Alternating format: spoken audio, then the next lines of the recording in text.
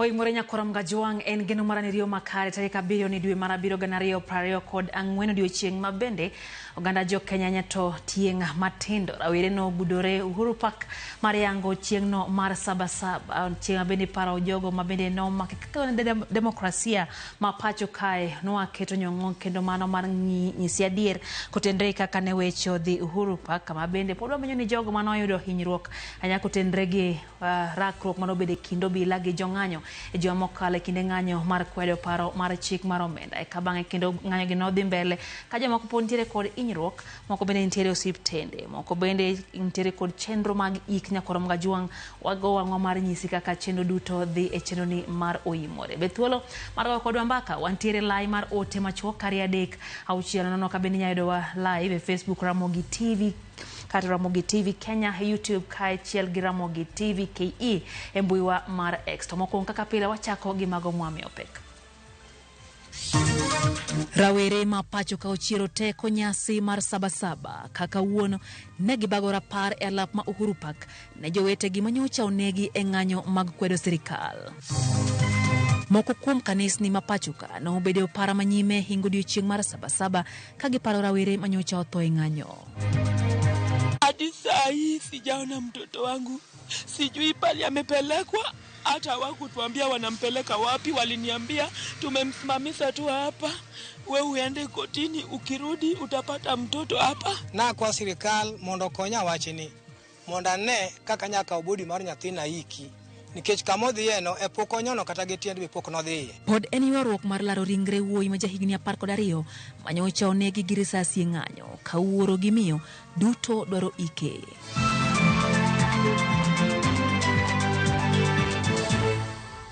Machiegni nyakorom gajuang e chendo ni maro Oimore wantiere gi jaloko mora Wilson Ochuka oroko pachimana kaka pile kendo go kodi mbaka nyanto kotendre gi weche gi mwai koni odhiambo makauono. Machiegni nyinga Lydia Okeyo. Rawere ma pacho kaka wuono bedo e opara manyime e hingo odiochieng' mar Sabasaba ma en odiochieng' rapar mar joma no kedo demokrasia mar piny Kenya. E nyasi ma kawuono rawere ne oromo e alap ma Uhuru Park e bwo Nairobi ma timo rapar ne jowetegi manyocha onegi e ng'anyo ma kwedo paro mar chik mar omenda ma 2024. Familia mag rawere manyocha onegi noyudo thuolo mar riwore kanyakla kendo omegi jip kod hocho. Jafwambo mar Walter Nyambaga ne ntiere nyasi no kendo omiyo wa e chendo ni mar Oimore. E kar bagorombe ma Uhuru Park Nairobi, oganda makwar pie kendo ging'ino miele rang'iny mopogore opogore mar dhialo odiochieng' mar Sabasaba. Odiochieng' mane gimiyo pek mar dhialo rowere manyocha owito ngimagi e kinde ng'anyo mar tarik 20 to kod tarik 25 mar dwe mokalo. Ka giting'o mafua makwar to kod bendera mar Kenya kod msalaba mondike nyinge mag rowere mane obilo kilo kod magina kendo giyango chir mar rowere mane ni opara manyime mar kedo ne Kenya. So tumekuja hapa kama majenzi kumboleza fellows wetu wenye walienda, unaona hao watu hao ni maheroes kwetu kabisa. Wabiro mondo mi waserike ka kendo wakugi jowetu amanonegi e maandamano mokalo. Familia mag jok mane oyudo lal mangima mag anyuola magi bende oyudo thuolo mar loso ka ginyiso kit lit magin godo kaka familia. Ndio nilikuja kumtafuta Kenyatta, mimi nikadhani hata si mtu ati ameumia, labda ameshikwa, nilidhani ameshikwa, nikamkosa police station, nikaenda direct to Kenyatta, nikamkosa, nikaamua kwenda City. Huko City ndio kwenye nilimpata. Kajo thumbe maromo 30 Nedo thuolo mar moro ganda. I wrote that song 10 years ago, and the same things I was crying about in the song are the same things Gen Z is crying about right now. And when I wrote that song, Gen Z was in primary school. To tell you that we are not out of the woods. Kwa hivyo yani hiyo change ikuje kama si sasa hivi. Rwere mag Gen Z go bende oko ne jatend piny William Ruto mondo ng'wan piende ne kendo wuok e telo kata timo lokruok e kitend Kenya Kwanza.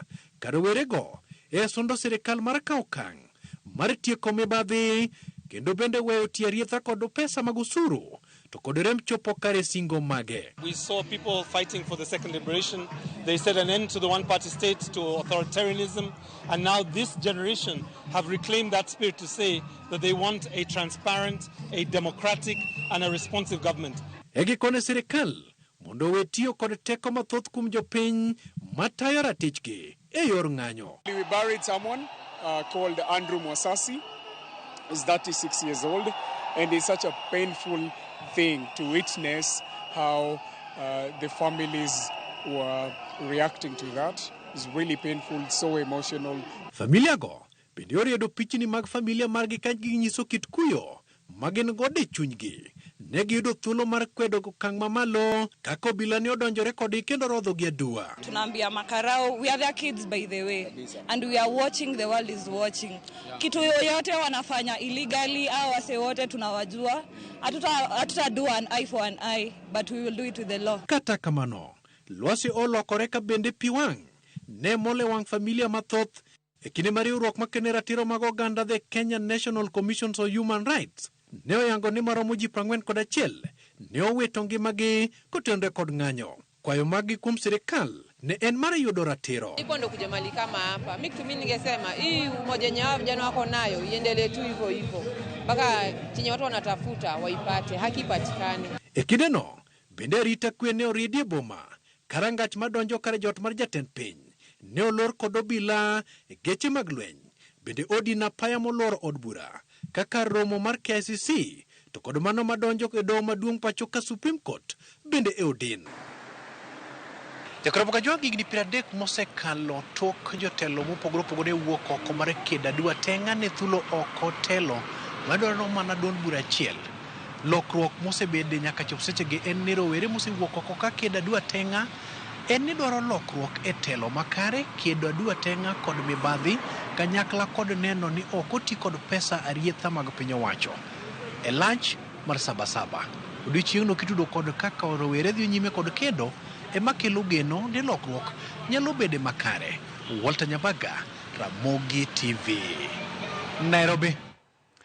Kora mungajwang' mano kanyo e chal mar weche ahinya kotenre kod chieng' mar Sabasaba nyalo paro ni odiochieng' mabende ne thoro maki oganda moko ni lalo. Kata kamano sani koro tanga oloko, kinyalo paro ni sani time yor mbui kendo wadhi mbele kaka menyoni kwa menyoni mago mabende no timore odiochieng' ni makawuono kama kanisa mar Jokopere mar Holy Family Basilica kod mano mar All Saints Cathedral odiochieng' makawuono mar Sabasaba no bago nyasi mar apar ne rawere kod oganda mosewito ngimagi e ng'anyo mosebed ka ibagi pacho kae. Jadolo mag kanisego opuo rawere kuom bedo para manyime e kelo lokruok e piny Kenya. Jafwambo marwa Efi Nyakidi ntiere kod ler mar wachno. En misa kod nyasi moyuor kod rowere ma owuok e kuonde dak ma opogore opogore e boma ma Nairobi. Kaka ranyisi mar nyiso achiel gi jowetegi mosewito ngimagi, rowere ochopo e misa korwako tisede makwar, rachar, rateng' kod ralum ma bende gin rangi mag bandera mar piny Kenya. Gigo mamoko ma bende ne giting'o gin kaka mafua, bandera kod msuma. Jadolo motele misa e kanisa Kopere mar Holy Family Basilica, David Simon, ojiwo rowere kowacho ni gisebedo jo adier e chwalo pachgi kod dwaro margi e kinde ng'anyo. I'm glad that you are honest. And you are telling us that even as a church, we want to renew our commitment in serving and responding to the needs of the young people. Jadolo Philip Anyolo bende osejonjore mosedonjore e ng'anyo mar rowere, gino mosemiyo moko kuom jong'anyo wito ngimagi kendo rocho chenro mag ohala e pachoka. We must say no to the insensitivity and selfishness in our society. Anyolo bende okwedo mak kendo lal gi moko kuom jong'anyo mar ni oganda duto ni thuolo mar chiwo pachgi e wi tend piny Kenya. Highly unacceptable that young people are being abducted and for talking and for asking to be heard and demanding that leaders do what is actually their secret or their sacred mandate, which they took by oath when they took office. We demand that any who are abducted be released. E kanisa mar All Saints Cathedral, jotend din mopogore opogore opoyo rowere kuom mako chung' motegno kendo bago ng'anyo moloyo to ewi paro mar chik omenda kendo mar neno ni ogweth oko chike mathiro chenro mag demokrasia. It's the first for us to have demonstrations organized and executed by the youth, largely in their 20s, without a political party or figure organizing them. Gisingo bende mar timo lokruok ka gidwaro jatend piny William Ruto mondo owuo kuku mar jotend migepe kendo otim nonro makare ewi tho mar jong'anyo mosewito ngimagi nyaka sani. The president has himself said that his cabinet is incompetent. Kenyans are saying he has an incompetent cabinet. And in addition, many members of his cabinet are also corrupt. And Kenyans are saying it is time for him to dissolve the cabinet, not to reshuffle, but to dissolve. The second one, we want the killings of all the young people investigated. We want the IPOA, the Independent Police Oversight Authority. We have not had a single statement from that body. If they are not capable of doing the job, they should be disbanded and an Independent Police Oversight Authority established to investigate each and every death of every person that was killed during this protest accounted for. Nyasi makawuono odhialo rowere mosewito ngimagi e ng'anyo mosebed kibago e pacho kae.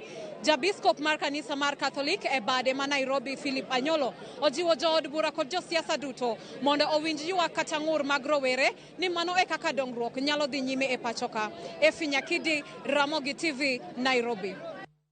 Rakamana Nyaifi kuom report mong'ith makamano. Wadhi mbele chenro mar ik mar ringre Kennedy Onyango. Rawera maja higa 12 manyocha onegi gi risasi kinde ng'anyo e boma Nairobi pod ochung' e kaunti ma Homa Bay bang' jal moro mayangore kaka wuonegi mahie wuok oko ni en emowinjore oik ringre Kennedy. E miere ariyo mopogore ji ariyo koro jiro iko ka koro nyaka sani koro irito ng'eto mar Doma Mbita mondo mi iko odhi nyime. Jafwambo mar Juitho Mundi ntiere kod ler mathoth. Nilibebea mtoto wangu hadi Flower. Dala ma owinjo iki Kennedy Onyango, rawera ma jahiga 12 manyicha owito ngimane bang' risasi make kinde ng'anyo mane obagi e boma ma Nairobi. Tedo ne joywak ma osechopo ka, ote mag rapar kod picha ma owinjo ten sanduk Kennedy odong'ie laro.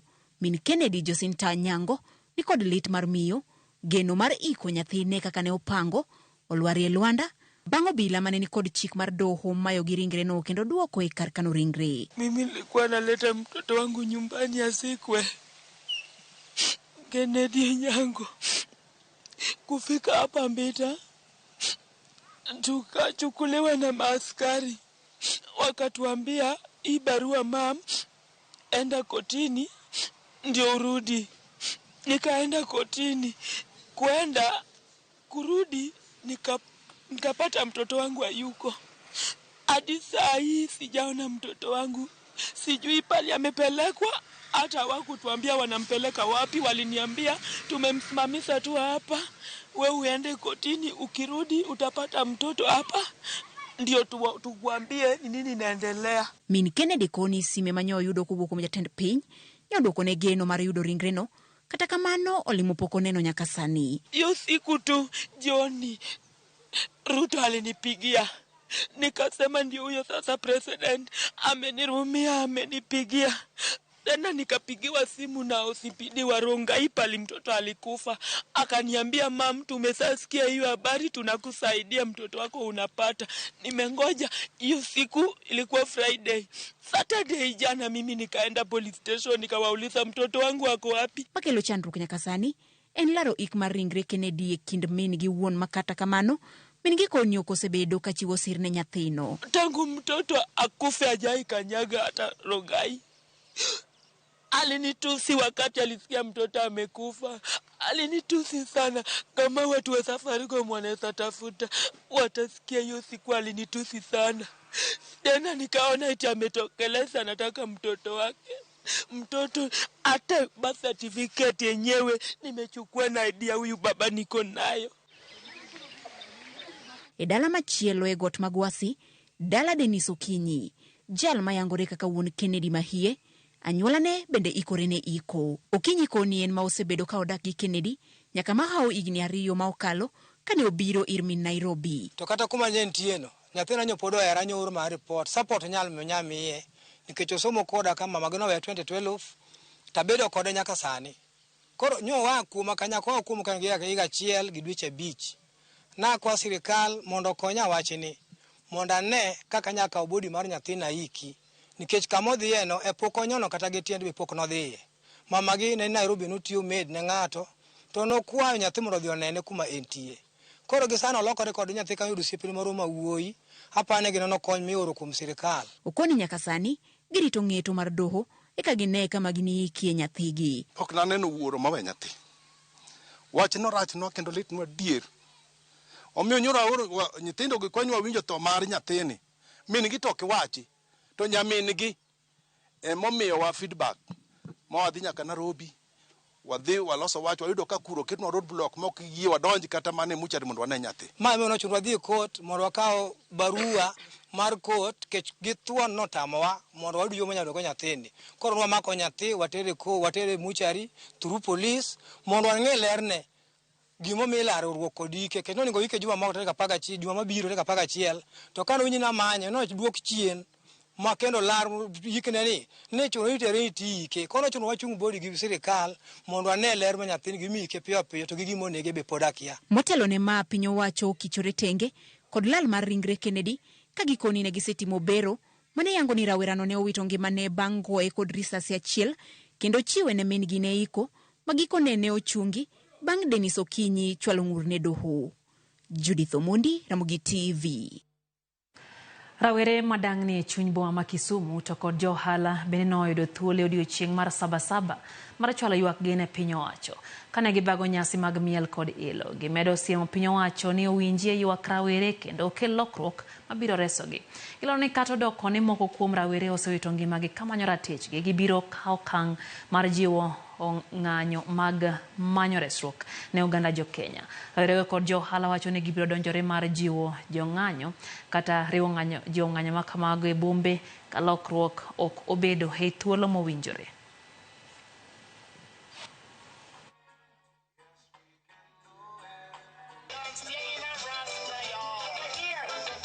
Kawuono to jie paro no ng'anyo nyalo bet lakini to en mana fununu ni ng'anyo nyalo bet lakini jie onge ga diera ahinya. Tich to watietia matin tin do ne tich ok obedo maber ahinya lakini koro jobiro kata kawuono joma dhiga lemo yo milimani ok obiro ahinya. An kaka jatend Street Boys gin matek to gin pok gibedo kata ndara ne gi ng'anyo. Ma pod en mana lweny mar GNZs. To wan gi jok moko be modak e street kae gin matek monego bene sirikal winjo wachgi kech kar lweny ni oriwo GNZs mochako riwo jok machandore badang'ni street to nyalo muomo sirikal nikech Street Boys giseneno matek ma gin bende girito mana thogi to ka onge ng'ama nyalo winjogi manyiso ni sirikal dhi tiyo gi ngufu mang'eny mondo mi otiekgi. Rawera moro ma jahigni 14 manochwad gi magina 11 e boma ma Nakuru e kinde ng'anyo manobagi e pacho ka juma mokalo ntiere kod midhiero bang' risasi 5 dong' e dende. Familia mar rawerano ma ja klas 9 ntiere kod pek mar manyo omenda mag thieth bang' lakteche rem golo lisasi mag raba manomoke dende kaluwore ni kuonde ma lisasi go nomoke nyalo kelo midhiero ne rawerano ponono ni ogolgi. E gweng' ma Bondeni, Nakuru East, waromo gi Caroline Chepkoech e dalane. Orito wuode manogoli osiptal ndalo 5 mokadho bang' ka nochwade gi risasi mar raba nyadi 11 e ng'anyo mar pingo paro mar chik mar omenda manobagi e pacho ka tarehe 27 dwe mokalo. Ana maumivu. But saa zingine hata usiku anaamka anakaa chini anaanza tu kuita Gai. Gai namuuliza ni nini? Ananiambia anasikia uchungu. Namwambia tu avumilie kwenye Mungu amemtoa ndio mbali. Juu hizo vinonda bado ni mbichi. Ni fresh kabisa ikifunguliwa hivi utafikiria ni kitu ya saa hiyo. Wachore ni rawerano noyudre kin jong'anyo bang' kane min mare ore ng'iewo yath eka bang'e obila nochako laure gi jong'anyo. Nilikuwa hapo kwa chemistry nikalala karibu na chemistry nikalala chini ndo wapo wakapata njia kunipiga hizo risasi. Kwa gari hata si ya askari walikuwa tu kwa gari walikuja tu wakaanza tu kushoot watu. Aliponishoot alinishoot, alafu akaniambia mkaende nyumbani. Nyake sechegi en kod risasi abich mag raba e dende bang' lakteche luoro gologi kaluwore gi fuoni mag del ma risasi go nitiere magiluor ne nyalo kelo ne midhiero. Hizo shimo ukizihesabu zilikuwa shimo 10 za mgongo, ukiweka yenye ilipita ya mdomo zote zikawa 11, lakini ya nyuma ndio ilikuwa sana 10. Saa daktari wa medical nye walitoa mmoja, ziko zingine 5 na anastahili aende theater. Rawerano ni kod midhiero kaluwore ni otiyo gi siling 300 pile ka pile mar luwo kadhondego kendo ong'iewo yedhe makuyore me kinde mabende ok onyal dhi mbele gi sombe nyaka chieng' oyud nafuu. So naona kama hii wiki hakuna darasa yenye ameenda, so bado hata masomo inampita, na si kitu nitasema ati Monday ataenda shule. Haizi andika juu ni mkono ya right, zililalia mkono moja zote. So hata kuchukua kitu kupeleka kwa mdomo na hiyo mkono anatumia left ni kazi ngumu. Familiani ni kod geno ni jo Samaria Mang'won biro winjo ywak gi bang' piny owacho lando ni gibiro chiwo kony ne familia mag jogo manochwad gi magina gi obila e kinde mag ng'anyo. Kwa dhi mbele Nyakwar Mgajuang, jatend piny Kenya Rigathi Gachagua koro wacho ni jodito moko e migawo mar arita kwe osechako tiyo gi josiasa e thiro lwenj kedo gi kong'o mabandia e pacho kae. Gachagua ramo ni oikore mar wuok e lemono mondo miye ng'ato machielo nolose kanisa mar Pefa mantie Mathira e kaunti ma Nyeri kama medo seyo joroch lwenj kedo gi kong'o ni medo hinyo dongruok mag gwenge. Notene gi minode Pastor Dorcas Rigathi ma wacho ni en owuon onge kod buok kata bang' budget mar apis mare ng'adoko. Mr. President, if you allow overzealous officers at Harambee House with a political scheme to interfere with this war against illicit rule, those people, those officers will set you up against the people. No, this thing must stop. And I will not stop because of a budget. I believe that we can raise this money ourselves, even the young people. I saw you raising money to be able to do what you needed to do. I would like you to raise money, and each one of you take one of your young people and change their minds. Let them start walking in the path that is righteous. You wanted us to be responsible and accountable. I would also return to them and tell them, you need to be accountable to your brothers and sisters who are in the streets and the vulnerable populations. It is possible for you young people to be able to mentor one another. Kweth mar Azimio la Umoja wan Kenya Alliance okwedo okang' mar sirikal chuga put manono gope ma piny Kenya ntiere godo. Jatend Wiper Kalonzo Musyoka wacho ni okang' no en ataro mar chike ma pachoka ne gilose kaunti ma Meru bende kama giseyo sirikal e wi okenge mamoko ma okelo liet ma koro piny Kenya ntiere godo koriwo golo jolweny oko mar kambi. Task force to look at the debt situation in the country is unconstitutional. And we know that those who have been asked to serve in that task force will have taken note. The office of the Auditor General is the constitutional office mandated to be able to deal with this matter. When the youth engaged Ruto on the X Space, he undertook to do several things, maybe even to reshuffle his cabinet. Kenyans are saying, whether you reshuffle your cabinet or not, the problem is not the new or the old cabinet of William Ruto. It is Ruto himself. This is what the youth are telling you. This is where the way forward is to have IEBC in place. We repeat, then call for a snap election. And what happened in the UK the other day will surely happen in Kenya. Complete wiping out of a corrupt regime. And what is about to happen in France will also perhaps continue Change is everywhere. Mgajwang ma en chenro mar oimore haneno ka Ochuka Deriko Chieng kawuok Chemelil wacho kanyo ni entiere kodwa kendo mora ahinya gi chenro ni. Wacho ni jo Kenya kik ywagi nikech telo marach. Wacho ni telo marach mantiere sani, wacho ni en telo mabende biro to kadho mano pache. Makaluga bende wacho ni en japeng' achiel mar Bom Center mora ahinya gi chenro, kendo wacho ni giketo wang'gi ahinya kutenre gi wechego mabende sani timore e piny Kenya. Neno oganda medo golo pachgi kae achiel kachiel mana kaka ne wasingo ni wabro kawo moko kuom paro. Neno kanyo ka Marwa wacho ni entie kanyo kendo wacho ni weche chopo ne yo makare ka achiel geno Sanguka wuod Asembo kanti Bombolulu gweng' Mombasa wacho no osedonjo. Perez Owili wacho ni Ramogi TV nenre maler ahinya kamoro ni Kodera, kaeto wacho ni rawere otim mana kinda Nyasaye biro duoko lambo ganda jo Kenya.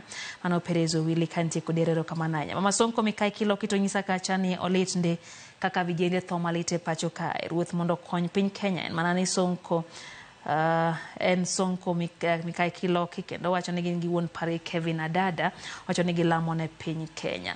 Neno ote mar Mandela Oniala kantiere Kibiri Ward wacho no sechope e budho gimoma kodhoge en mana wach nyathi makuri laro pinyo moko walim ne piny mano e ote mare.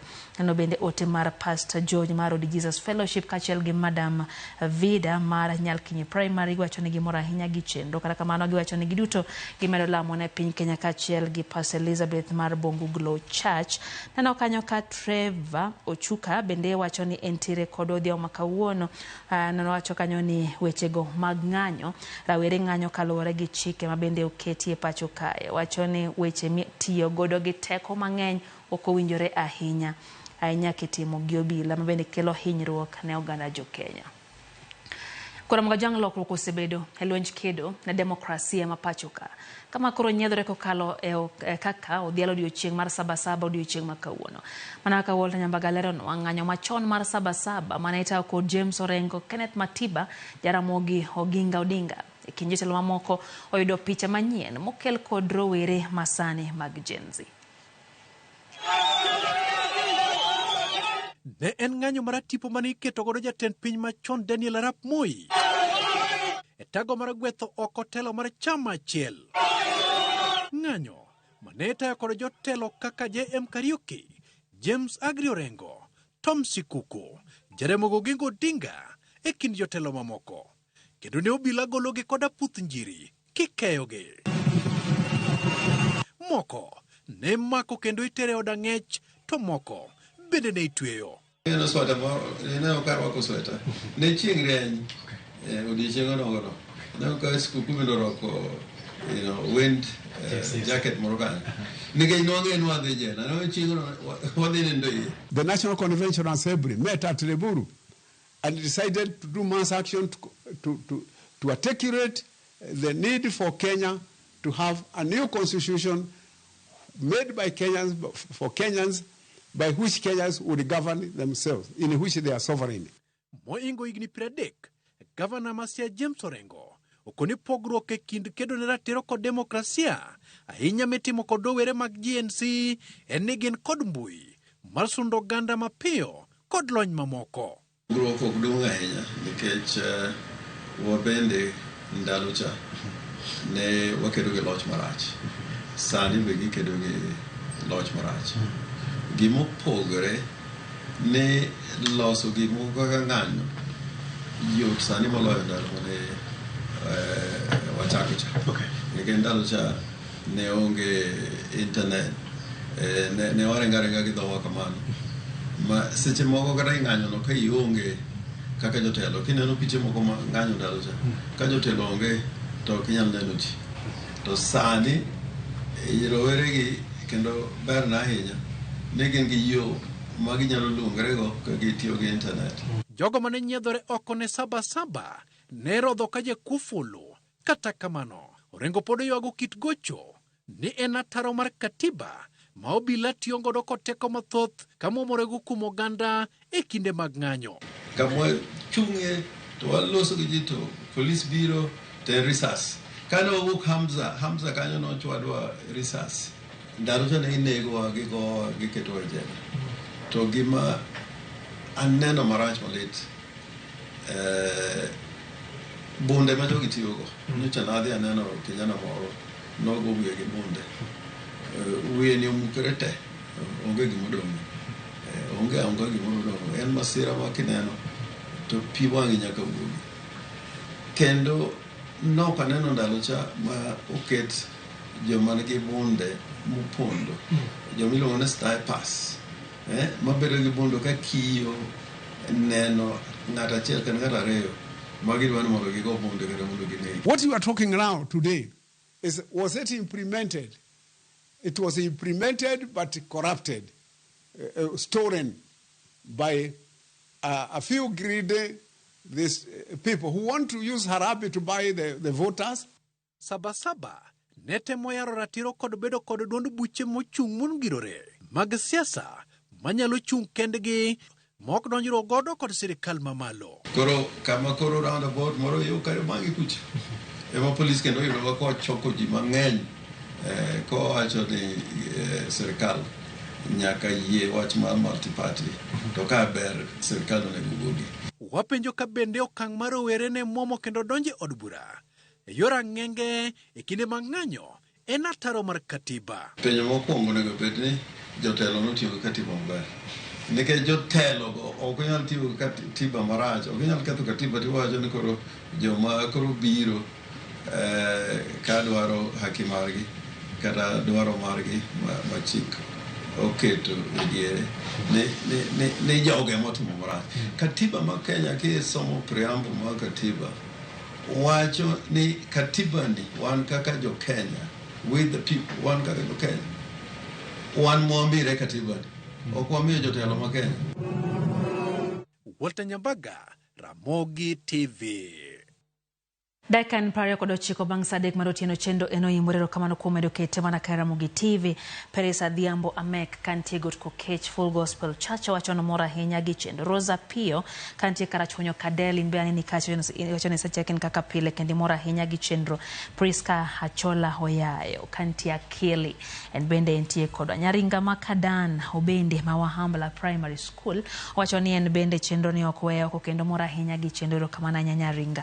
Umo duol kawuok majengo wacho kanyo ne jatend piny nyaka koro we kom mondo mi wayud jatelo manyalo tiyo kendo rito singo kaka nomiyo ganda jo Kenya. Eno bende ote mar Clinton Hillary kantie Ahango wacho kanyo ni rawere mag Gen Z maesa kendo gisewuok mar ng'iyo kendo kero jotelo testre kaka chike mapacho kadwaro. Levis Marsindo wacho ni embe mora hinya gi chenro kendo wacho ni telo mapacho ka koro gi kama koro nyaka lokre.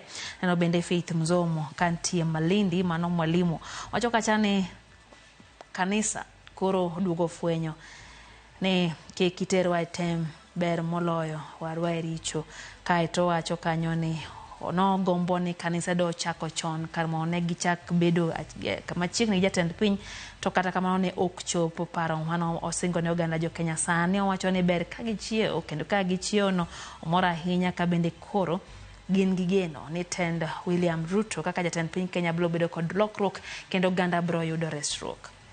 Engineer Fred Obura wacho kanyo ni entie Mombasa Mikindani kaeto wacho ni wach mar tho nyithindo ni be sirikal nene adieri to ka sirikal nene otima ng'o e tho mar nyithindo matindo.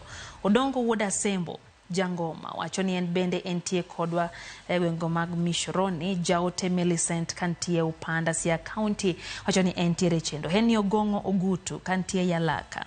Regan Panyako bende entie Kanyamkago Migori County. Mwalimu Jael kachiel gi Mwalimu Bernard gin kanyo gi Mikaya giwacho ni gimora hinya gi chenro mar oyimore kendo giwacho ni gimedo mana lamo ne piny Kenya. Neno ote kanyo mabende oor kanyo gi Monica Akumu kantiere Dubai onyisa ka chanien bende mora nyaka ka weche gichopo ne gi yo makare wacho kanyo ni rawere mag Gen Z puoch gi pa kuom odiochieng' ma kawuono ne giwuok mondo me giyang nyasi mar Sabasaba kaeto wacho ni mondo otio mos ne familia mar Kennedy Onyango kendo president ojone gini nyathino omiye min gi mano pache wacho ni miyo emong'eyo lit mar nyathi. Haya. No makosore Frederick Ouma wacho kanyo ni entiere kod Agabo Wuod Minadundo kantie nyakune got Homa Bay ote mar Jakom Gideon Midega be aneno kacho wacho ni anyakwar Dorka Wuodo Yomo Gango entie Kisumu County wacho kanyo ni jopiny oseol kod telone kogo darubin maber kong'iyo to pache nyise ni chal kagima jopiny koro oseol gi kitelo mantie sane kaluwore bende gi pek mar ngima. Makosore Frederick Ouma wacho kanyo ni entie kanyo gi nyikwa men gi kamoting'o Super gi Marion kod Pendo gin kanyo gi men gi Pamela bende mos makende odhi ne osiep ne Evans Asama no wito men gi kanyo wacho kanyo ni Ibro ik tarik 18 gi watimo mos ahinya kuom mano mabende oyudo. Aneno bende ote mar Elisha Ochola kantie Mombasa. Elisha wacho kacha ni en gima litne en ni goyo dhano lisasi kendo ok dichiel to ok diriyo to nyaka diboro mohigo dipaga chiel. Wacho ni en wach malit karawere matin tho e seche mabe ok owinjore kane gin pod ngire kod ngima makare kendo ngima mabor. Jakogelo dhisa ne ni kacha in bende wacho ni intiere kodwa e chenro kendi mora ahinya. Edwin Nyaseda mar Masara Migori wacho ni Ramogi TV ler ene tie God Koiru wacho ni omora ahinya en kababa Ramogi ler maratari kama nanya Edwin hoyo matunya kwa mga juang medikete mana ka Ramogi TV kwa duogo polo ntiere kod mathoth kekidhi maboshe.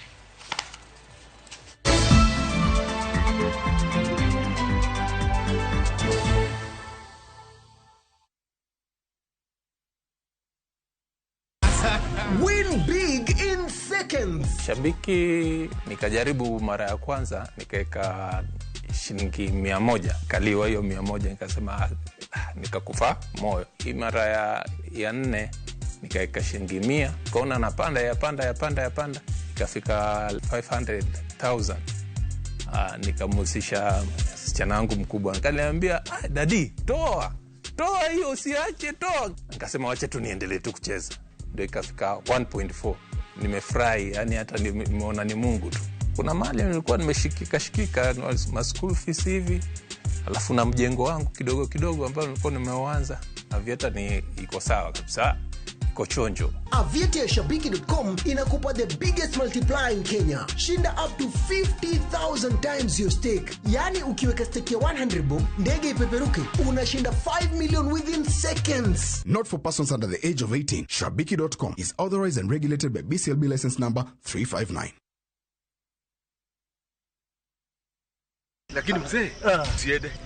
The wazee in Kijijini have something up their sleeves. They both have tense family issues, from the demands of their wives to their children who feel entitled.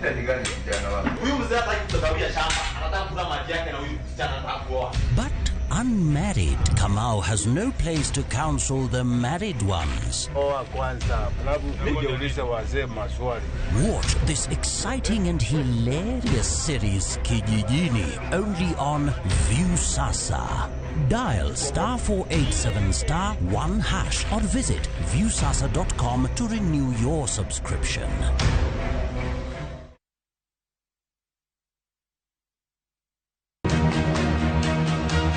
Aluora moro kamoro, jo tari ofwenyo ni winjruok bedo e yo mane ok gipar. Ne, kiki koda winjo.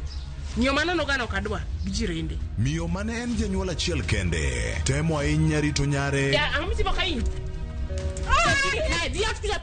Nitiere wuoro mane temo matek mondo bed gi winjruok maber gi wuode. Jirende gi mane onge gimoro amora machalre yudo ka donjo e winjruok. Ginyagore gi pek mabiro, gibedo janyuol kod bedo osiepe. E sigand hera, joot yudo thuolo mar ariyo ne jirani e wi Nam Cinema. Jumapil, saa 2:15 otieno kod saa 4 otieno. Mana Ramogi TV.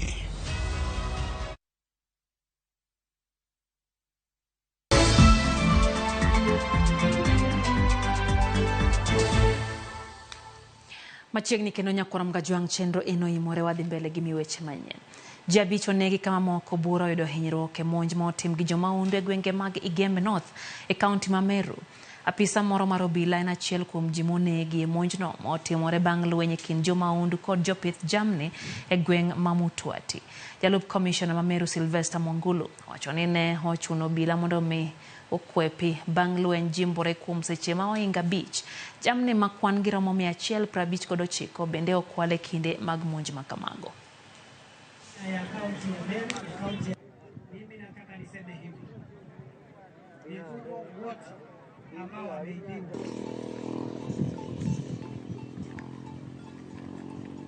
Kutakia wale wameumia afueni na wale wamepoteza watu wao hao wale wetu kutoka Kirua na Mudhara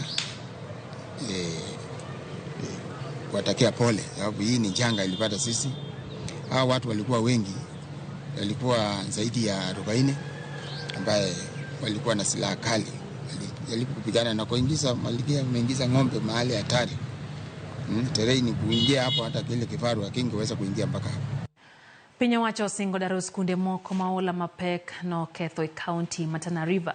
Jatend migawo mar somo Ezekiel Mashogu manotimo limbe skunde e sub county ma Tana Delta oyango ni piny owacho kokalo kuom migawo mar somo oseketo tenge omenda mar loso kendo bende daro skunde manoulo muomo. E sub county no maromo skunde 22 pi ne omuomo kendo rocho chenro mag somo e yo makare.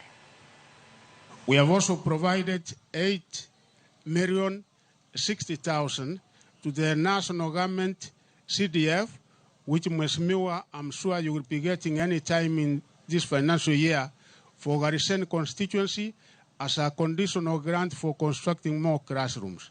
This amount will be matched by the national government CDF to bring it to a total of 16,121,000 for improving infrastructure in schools in this sub-county.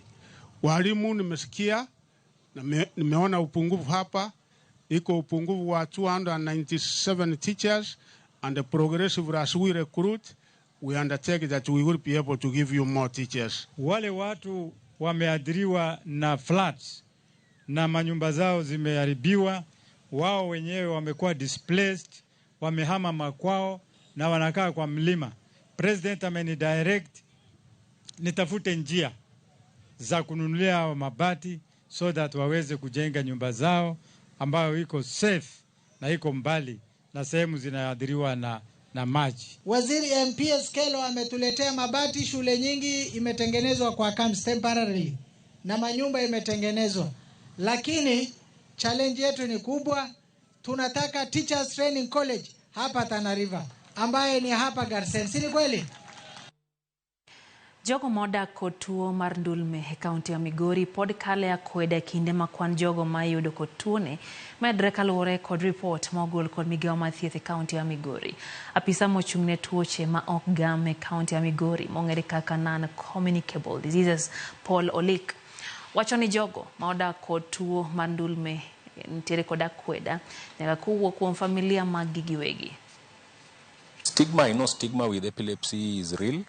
And ang'eyo ni parents mang'eny pando nyithindo nikech ok gidwar mondo gibed associated gi tuo mar goruok piny. Jotuo ma wan godo sani ok wanyal keto figures because as it is waonge kata gi data tool ma collect people seeking epilepsy care. So data ma wan go gin data mag patients ma osebiro kawo yath e osiptendewa ema wan godo ma gin close to over 1,000 and some hundreds.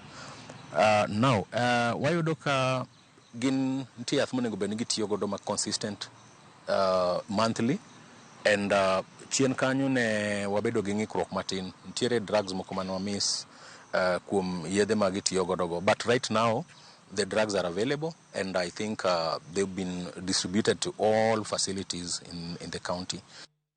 Rawere kod riwruoge makedo kod tuo mar ayaki pachoka koro dwaro mondo mi duol mapuodho yedhe pachoka Pharmacy and Poisons Board opuodho yath mar sindan ma ichuoyo bang' dweche 2 mo otesini long acting injectable cabotegravir mondo mi okony e duoko piny landruok mar kute mag ayaki pachoka. Enyate kin rawere kaka jutho moni lero no duol mapuodho thieth e pachoka kare piny mangima WHO oseyango ni sindani tiyo maber gi 79 ma ohewa muonya mageng'o kute mag ayaki kata PrEP.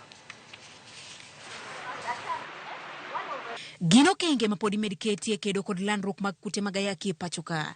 E nonro mane ogol kod piny owacho higa ma okalo, rowere mane otelo e kwan mamalo mar ji mane oyudo kute mag ayaki. Nyaka sani e geng'o kute mag ayaki, Kenya tiyo kod yedhe ma imuonyo, PrEP, gino ma nonro yango ni yath manyien ma ichuoyo long acting injectable cabotegravir oheo kod 79 kaluwore kod duol matayo thieth e piny mangima WHO. Kenya kaendi sani nyicha ne wabedo gi ji 22,140 manoyudo HIV e higa manokalo. To ng'enygi gin joma tindo. To tich maduong' mwatimo en ni wadwaro ni mondo ji mondo kik yud tuo mar ayaki. To sani eri nitiere yath manyien mosebiro iluongo ni cabotegravir en sandan michuoyo ng'ato. To sani eri pok wakele e piny ka nikech Pharmacy and Poisons Board pok opuodho yadhno. Jotim nonro mag science bende koni oseteme pachoka kendo yange ni onyalo tiyo. Colleagues have done a lot of studies around Cabele. It is acceptable to people. They feel that it gives them no extra protection where they don't have to negotiate with a partner. They know they're protected. So it has been tested and found to work very well. It's already used in other countries, in the more developed countries. Nyaka sani rowere kod riwruoge makedo kod landruok mag kute mag ayaki koni tich odong' ne duol mapuodho yedhe pacho kae Pharmacy and Poisons Board mondo puodh yadhni magi koni biro kelo lokruok maduong' e kedo kod landruok mag kute mag ayaki. I prefer CAB to PrEP nikech CAB ena yath michuoyi kasidogo mondo chuoyi bang' dweche 2. To oral PrEP imuonyo seche te. Tumepanga tutaweka hizo dawa katika kaunti ya Kisumu, kaunti ya Nairobi na kaunti ya Mombasa. Tuko na hospitali pale ambazo tumezitayarisha na wale wahudumu wako pale wako tayari kupatiana hiyo dawa wakati ambapo itaidhinishwa. Bende thieth mar tuoni jotim nonro koni gisetemo kendo yango ni yath ma ichuoyo ber kendo jotuo mathoth ohere kipimo gi amuonya kendo piny owacho winjo kete machiegni ne jotuo. One of the other areas that has also been of interest is what we call the long-acting injections. So we know there are drugs that can be given as an injection. So far we have injections that can be given every 2 months, which means someone may come to a clinic and they're given 2 injections every 2 months. They just come in every 2 months and they don't have to take any tablets for treatment of their HIV. We have been conducting a clinical trial in the country, in Nairobi and in Kisumu, looking at these injectables. And people love them because they don't have the burden of having to remember to take medicine every single day. There's also the benefit that nobody has to know that someone is taking medicine every day. So it's something that ideally we'd hope that a time comes that it is available to people. Piny owacho mar Kenya Kwanza ne ochano tieko chuth landruok mar ayaki ne nyithindo kochopo higa mar 2027 kae kind jomadongo to gichano tieke chuth ka ochopo higa mar 2030. Judith Omondi, Ramogi TV. Thuolo machielo mwachako yo nyakurom gajuang kata kamana na kawo moko kuom ote kamoting'o ainia wuor kantiere Kisumu owacho no mora ahinya gi chenro. No bende ote kanyo mar Awala Junior kantie Dirubi Orphanage mora ahinya gi chenro. Samuela Achenje wacho ni Sibania Boda weche gi lerio mokalo. Kevin Junior Odeny kantie Ng'iane nikacha. Lida Okute kantiere e gwengo mag Adiedo wacho ni en bendo sacho kin kaka pile gilamo ne piny Kenya kaka kamano wacho ni gomos kuom lal mar mama Elsa Amadi Ajuang mabende no wito ngimane juma mokalo wakwayo hocho makende kokalo kuom tho mar Elsa Amadi. Wadhi mbele kendo nyakurom Gajuang aneno kanyo ote moor gi Vic Wonders kantie Eldoret wacho ni en bende mora nyagi chendo kata kamano thoth oganda onyiso mor margi gi tieng' manyien mar Gen Z kendo kita ng'anyo mabende gisebedo ka gitime pacho kae kendo gisebedo ka gichwalo duondgi mondo mi sirikal owinjio duond oganda jo Kenya kotenre kod kitelo mano osingi kaachiel gi kitelo masani bende neno e pacho kae. Young Janet kantie Kiambu County aneni kacha in bende eno bende Ogutu John mano engineer wacho ni embe entiere e tich kamoro ni Kapsowar Elgeyo Marakwet County kato wacho kanyo ni umora ahinya gi chenro kendo kaka Ramogi TV miyo weche chopo negi heyo makare kata gwengego ma oko mar pinje mag Luo. Simon Ongue wacho ni entie Kisumu Kamlecho Nyango kantiere kod wacho ni Sabasaba oyangi eyo makende. Honorable Ajali wachoni Gen Z negin jogo mano dongo katsomo kifo kisimani mstahikimea kigogo Betrayal in the City kachiel gi book moro ma chakanyoni The Caucasian kaito wacho kanyoni ntiere kaka wechegi ose loso pach Gen Z kendo miyo gintiere kod paro makare mar kelo lokruok e pacho kae. Omiyo mora ahinya kendo wacho ni teko ntiere mana kuom ng'eyo kendo rieko ahinya mago to mako miyude book mago maya kuom Nyasaye bende. Awiko sirikal wo Nyagoro wacho ni Kabianga University weche gileri ahinya mora ahinya gi chenro Ogutu Jona neni kacha kendo Ken Msafi kantiere Yenga Ulore bende wacho ni mora ahinya gi chenro maro imore. Vitalis Ochieng wuod Gidem Karario bende wacho ni lit ndi gik moneno katimore Kenya wakasani. Wacho ni ji nego kagwen to sirikal to puoyo kaka polisi tiyo makare. Wacho ni kara rito unjo beni rito ng'awa koganda munjo beni rito ema koro inego. Wacho ni owuora ahinya kit Kenya masani ntiere. Opera Sila wacho kacho ni entie Kamwala kendo wacho kanyo ni omora ahinya gi chenro Konki Manoti kantie Migori wacho ni inbende mora ahinya gi chenro ne. Otis Nyakwara waje kantie Sindo Mwalo wacho no mor kod chenro wacho ni erokamano kuom ote wacho kanyo ni Kennedy Kikalar ringrene kaito intiere gi paro moro kanyo mamari. Erokamano Dennis Olo wacho kacha ni Siaya County weche gi chope yo makare kitelo mabende wacho ni okimor gode pacho kae. Nyakwara Mgajwang katiba umiyo ganda thuolo mar chwalo pachgi yo makare kendo mane na chiel kuingo mabende watimo kae moko kata kupo indiko to bende ndiko mabende pod bedo kod luor se mabende wasomo. Alan Tindi kanti nyal kinyane ni kachi wacho ni bende intie kodwa ka intie Mbita wacho ni weche gi chopono gi Mary Tindi weche mag Gen Z ema kwa piny Kenya kara kamano thoth ji morgi kaka gisebedo ka gichwalo duondgi. Wayo matin Nyakwara Mgajwang kidhi mabor waduogo kod mathoth koreo kod mako mag tuke bang' dakika machuok kende.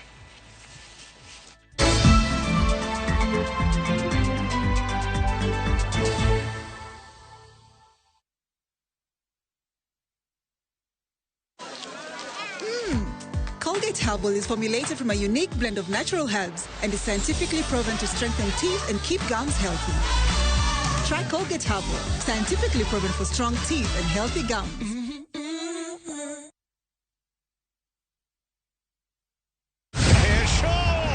Miaka minne ya kujiandaa, miaka minne ya kujua ni nani mbabe wa kandanda bara Europa. Wakati umewadia na mwaka huu hapa ndipo mechi zote 51 zitatangazwa moja kwa moja kupitia vituo 13 vya radio. Ni nani atatuzwa taji la babe wa kandanda bara Europa? Ungana na watangazaji gwiji kutoka vituo vyote vya Royal Media Services tunapobainisha mbivu na mbichi kwenye kinyang'anyiro cha kombe la bara Europa Euro 2024 live moja kwa moja kutoka Ujerumani. Shikisha Mili na Euros with Shabiki.com. Not for persons under the age of 18. Authorized and regulated by BCLB license number 587. Naishi natumaini najitolea daima Kenya, hakika ya bendera ni uthabiti wangu, nyeusi ya wananchi na nyekundu ni. Kupata huu wimbo kama sikiza tune yako unaweza bonyeza *811 *665 hash. Sikiza na Citizen ni nyumbani kwa wasanii wote.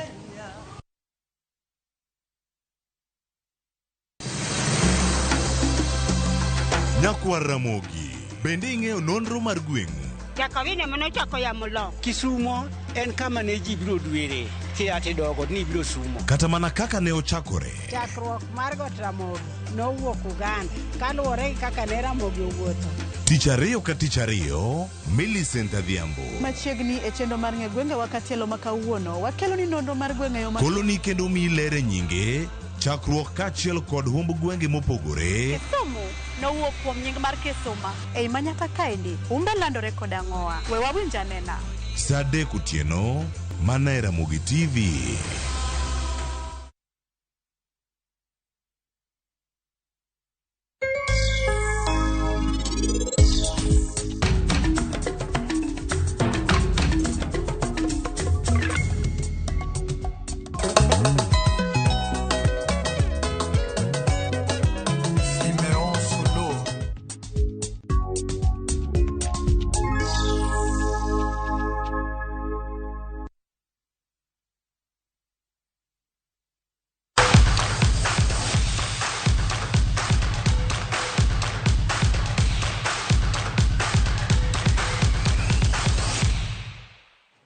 Machiegni mago mag tuke nyakora mgajwang. Tim mar Equity Hawks omakore gi tim mar Zitex Sparks bang' timbe ariyo go yudo loch 2-2 e kindgi e tugo mar 4 mag nus finals tuke mag okapu lig maduong' e pacho kae.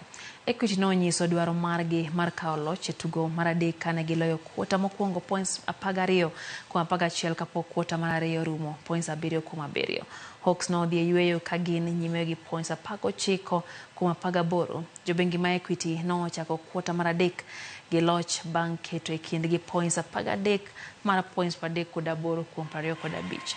Ne ginyiso dwaro margi mar kawo loch e kuota mar adek kendo loyo Sparks points 18 kuom 8.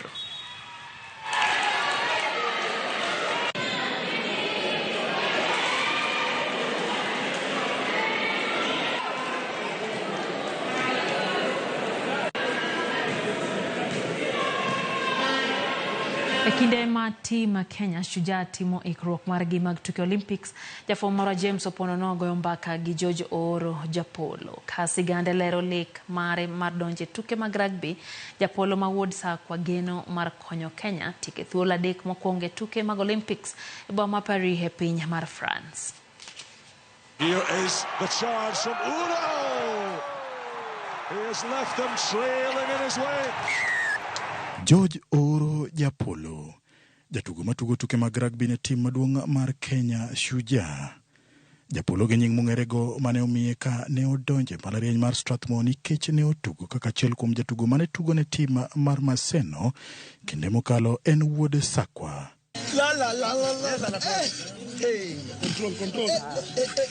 Kosomo e sikund sekondar ma Chienda Boys, Japolo nobedo gi lek mar donjo e tuke mag rugby kata kamano ok tugo kende ema ne oywaye. Onagio penja gino mang'eny lakini koro apani en mabiro gi interest mare. To an nahero rugby nikech skul nathagora ok nachiem, ok nimiya chiemo maber. Koro kana chako no ka jogi miyo chiemo maber, wacho ni wadonje gi miyo chiemo maber. Adonje chiemo bana ka pocha to kara gino donje remo. Kotugo ne tim mar Strathmore Leos e higa mar 2022, kocha machon mar Shujaa Damian McGrath noneno ket tuke kendo miye thuolo mar donje tim Kenya. Uhuru notugo tuke mokwongo ne tim mar Shujaa higano kata odoko ni Kenya nodok piny e lig mar Challenger. Achievement sana. En gima kas gima nomoro wani wadonjo gi first young team, pokwa jel kata watuga tugo rodha. Mi odongo ringo terwa. Mi Japolo gonwa jogo ketnwa rak. Koro mana kan wadhi. Koro from that eka wachako nge strength mag ji, jamani berema. Koro machane mor sana. Tugo ne tim mar Shujaa nomiye thuolo mar idho ndege kuom thuolo mokwongo e kinde mane Shujaa odhi e boma ma Hong Kong. Japolo mane ong'iyo gi nyuka gi rabuon komedi kuon gi rech noyudo ka weche opogore e piny mar China. Agala ma ojogo miya baga ta wacho to baga ni chamo nango ya. Anang'io gi rabuon to adhira Hong Kong kama.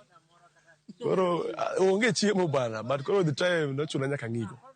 Mama nene obedo gi ting' mar loso ne chiemo maber dongruok mare bang' nyiso dwaro mare mar tugo tuke mag rugby.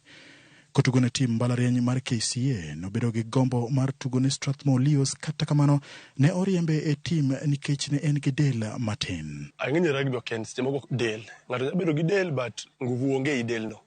Tinya bedo ni tin to nguvu nitie. Example en kaka Sati mako ga dhoga sana. Otin lakini kino tackles momek gin madongo dongo. Kanya thuma zini nya dum piny ka an korango mamuna. Koro komien kada jino tipo ka ibi idonja. Emo mi adwa yu dragi yo dhiang gino Gonzales. Mane onjani mane dhiang madugo.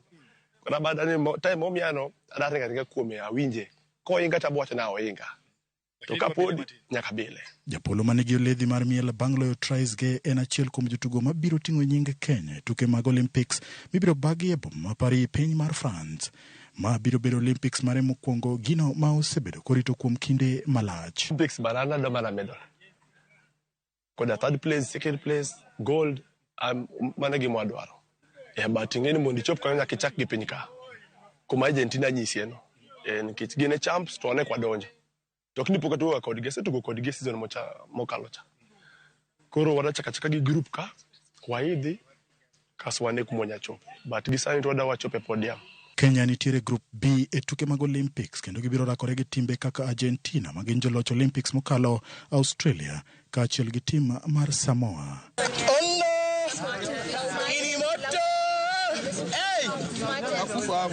James Opondo, Ramogi TV, Nairobi. Tim mar Uruguay nolo tim mar Brazil gonde 4-2 kokalo pia choma e tuke mag quarter finals mag Copa America bang' tugono ruma modhi nono gi nono. Sergio Rochet no mako pitch achoma mokwongo mar Brazil gi tim mar Colombia e tielo mar nus finals. Tim mar Uruguay noloyo kad makwar kanoyudo kad makwar kokalo kuom jatugo Nahita Hernandez kendo dong jatuga par hepa. Brazil kata kamano no ka otiyo gi thuolono mar yudo loch ka wuok gi tuke mag Copa miyo gi rekod marach mar loyo mana tugo achiel e kind tuke 4.